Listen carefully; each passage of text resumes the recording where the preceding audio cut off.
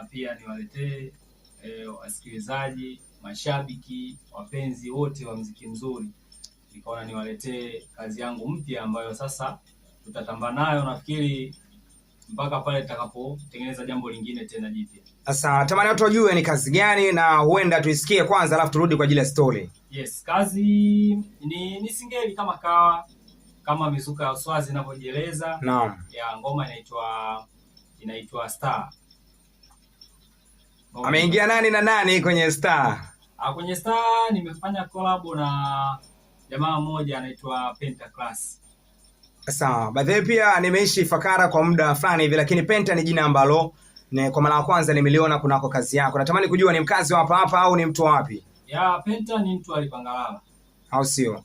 Basi mimi niseme kwa kuwa nimeisikia hiyo kazi, naamini pia msikilizaji wa Falme FM Radio atakuwa tayari alishaisikia hiyo kazi, kwa maana tayari kazi ilishatangulia hapa kunako studio za 96.7 Falme FM na ishasikika kunako speaker zetu. Yes. Sasa jambo ni kuwatambulishia watu kama vile ambavyo tunatamani waisikilize. So niruhusu nitambulishe kwanza alafu tupige mastori. Yes, tutambulishe kwanza alafu tupige mastori tupate na comment za wana. Basi anasema isamalize wewe mwenyewe kwanza waambie watu ni kazi aina gani na wanatamani waisikilize kwa umakini kiasi gani, alafu tuisikilize. Okay, hii ngoma ni ngoma ambayo mimi nimefanya idea kikubwa kidogo kwa sababu wengi wanajikita sana kwenye mapenzi. Naam. So mimi nimekuja tofauti kidogo. Mimi nyimbo zangu nyingi huwa na deal sana na jamii kwa sababu nataka muziki mzuri ambao unaweza ukaishi kwa muda mrefu. Naam. Na ndio maana nimekuja na hii idea kuwakumbusha mastaa ambao tayari wameshafanikiwa. Naam. Na mastaa ndio maanisha umo nimewamention baadhi, lakini sijamaanisha kwenye muziki pekee.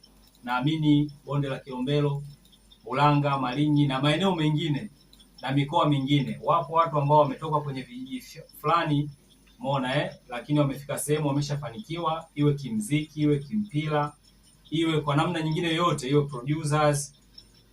Unakuta wengi huwa wanajisahau wakishakuwa wamefika hatua fulani, hawakumbuki tena nyuma kuwashika mkono wale ambao wako chini. Kwa hiyo nimewakumbusha kwa staili hii. Hao sio? Yeah. Wana ndugu zangu wapakaya, wanaopakaya. Amkeni hapa mastaa wote. Wakina DVJ Yusa, sijui wapi mabegani, unawakilisha wapi? Mastaa wote wakina King Sule. Yes.